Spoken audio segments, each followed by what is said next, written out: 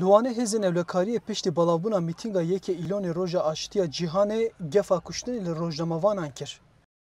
Roja pênşemê piştî qedandina mîtîngê komek ciwanan bi duruşmên bijî Serokapô meşiyan û bi vê sedemê hêzên Ewlekariyê êrişî wan kir. Dema rojnamavanan desteserkirina ciwanan dikêşan, hin polîsên sivîl xwast ku wan asteng bikin û nehêlan ew bûyerê bikêşin.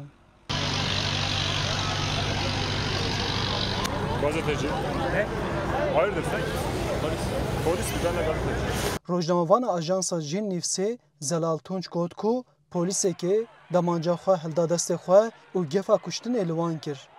Şwan gotmin ez ê te bikujim kes laşê te nabîne.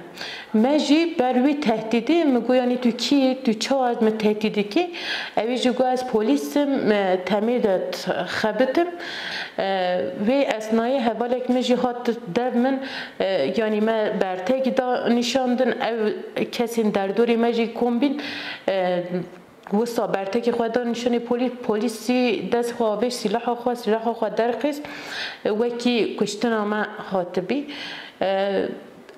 Ev kesên derdorê me ji ber bertekî me ew kes dûrê me ket. Rojnamavana Ajansa Mezopotamyayê Berivan Kutlu jî got ku hêzên Ewlekariyê bi heman şeklî gefa kuştinê li wê jî hatiye kirin. Hatta kamera min danî jêr hatta bergûyê min got ku ez teqim kes te nabûne.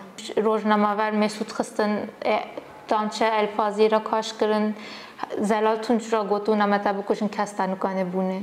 Yani wê royê êrişa polîsa sirf ser rojnamavana û Kutlu her wiha dibêje ku êriş û astengiyên polîsan serê sibê dest pê kiribû û wan texmîn dikir ku rastî astengiyekê werin lê ew li benda gefekê wiha nebûn.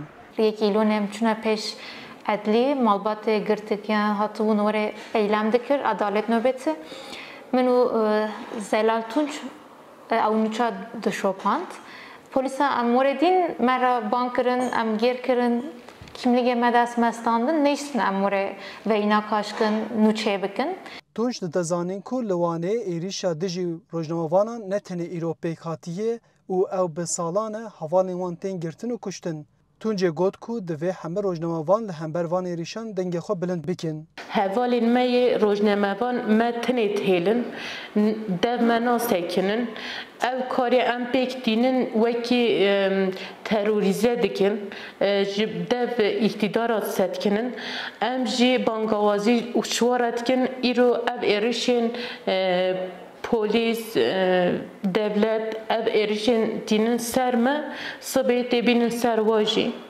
Rojnamavanan got ku ew dê derheqê polîsan da gilî bikin.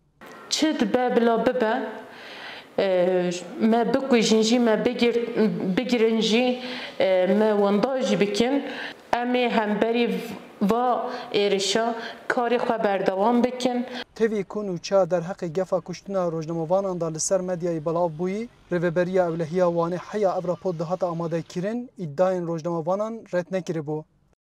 Arif Aslan, Dengê Amerîka, Wan.